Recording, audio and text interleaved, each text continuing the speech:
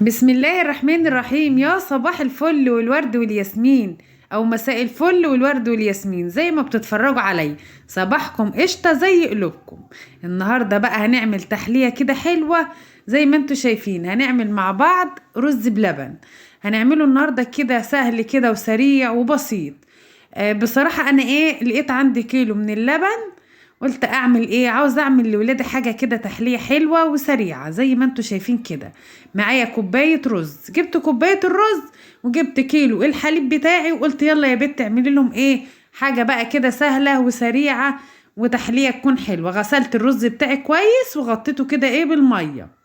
انا هسلقه في قلب الميه علشان بصراحه هو كان عندي كيلو من الحليب بس، فقلت انا هسلقه الاول في الميه علشان يبقى دايب كده ويبقى طري معايا. حطيت عليه الميه، غطيته وسبته مع نفسه لحد الرز ما اتسلق في قلب الميه. شايفين الرز بتاعي كده اتسلق في الميه اللي انا حطيتها ودايب، يعني هو كده استوى خالص. انا حطيت عليه الميه وغطيت عليه وسبته مع نفسه لحد ما استوى.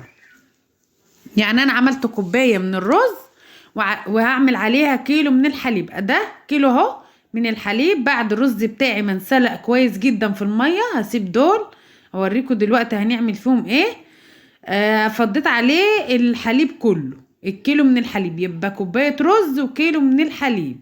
سلقت الاول الرز في قلب الميه وبعد كده تضيف الحليب.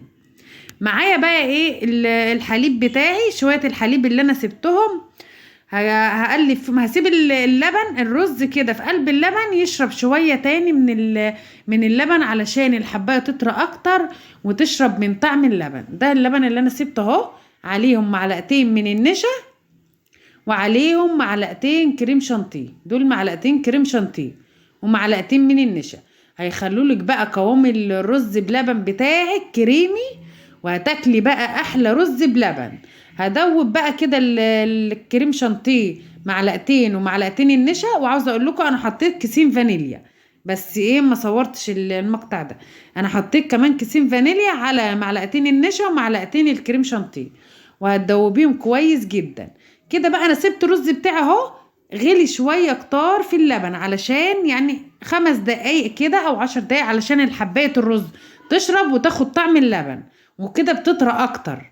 يعني هو الرز بتاعي كان مستوي بس انا اديته بقى كام غلوه كده بقلب اللبن علشان يشرب من اللبن. هتضيفي بقى ايديكي كده تقلبي في الرز، والايد التانية تنزلي بقى الخليط بتاعك ده كده زي ما انت شايفه سرسوب كده، ولفي بقى في قلب الرز كده. هتلاقي معلقتين النشا بقى تقدولي القوام اللي هو تقلوه شويه.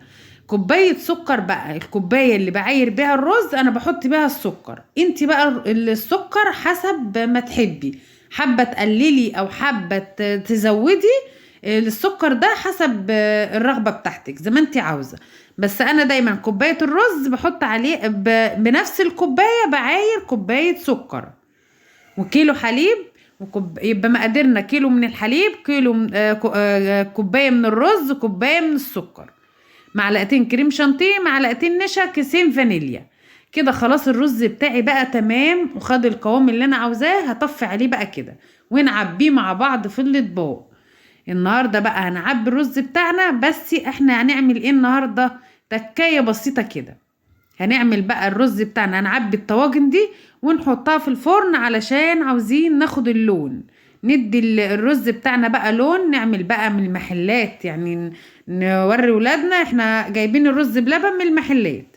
هيديكي نفس الطعم اللي بتجيبيه من بره بالظبط. مش عاوزه اقول لكم قوامه كريمي وطعمه كان تحفه. هعبي بقى الطواجن دي كده، والباقي بقى اللي معايا هعبيه في اطباق علشان اللي عاوز ياكل كده ياكل واللي عاوز ياكل من الاطباق ياكل. هعبي بقى كل الكميه زي ما انتوا شايفين. الطواجن بتاعتي دي انا هحمرها بس. الرز ابو لبن لما تيجي تحمريه في الفرن تحت الشوايه، يعني انت هتحطيه تحت الشوايه بس ياخد لون عشان احنا هنحمر الوش بتاعه قبل ما ادخله بقى على الفرن. الخطوه بقى اللي هنعملها الطواجن بتاعتي، هجيب معايا سكر. ده سكر، كل بقى طبق كده هرش عليه رشة من السكر بسيطة من الطاجن علشان دي بقى اللي هتديك اللون اللي انت بتشوفيه في الطبق الرز ابو لبن اللي بتجيبيه من المحلات. خلاص كده رشيت على كل طاجن رشة من السكر كده بسيطة. خلاص على الفرن بقى تحت الشواية يا جماعة. يعني احنا هنديله لون، بس احنا عاوزين نحمره. شايفين الجمال ده اهو تحت الشواية. يعني انت لو عاوزة تسيبيه ياخد لون اكتر بياخد برضو لون اكتر. حاجة كده عظمة مش عاوزة اقول لكم. وادي الاطباق اهي اللي عبناها معاكم، والله رز كريمي وجميل. شايفين الجمال؟ حاجة كده، بس هو لسه ساخن برضو، عاوز يبرد شوية، لسه خارج من الفرن. جربوه كده، تحلية سهلة وسريعة وبسيطة جدا. من كيلو لبن وكوباية رز هتعملي احلى تحلية سهلة وسريعة. شايفين الجمال والقوام ده؟ بس هو لسه عاوز يبرد. مع السلامة.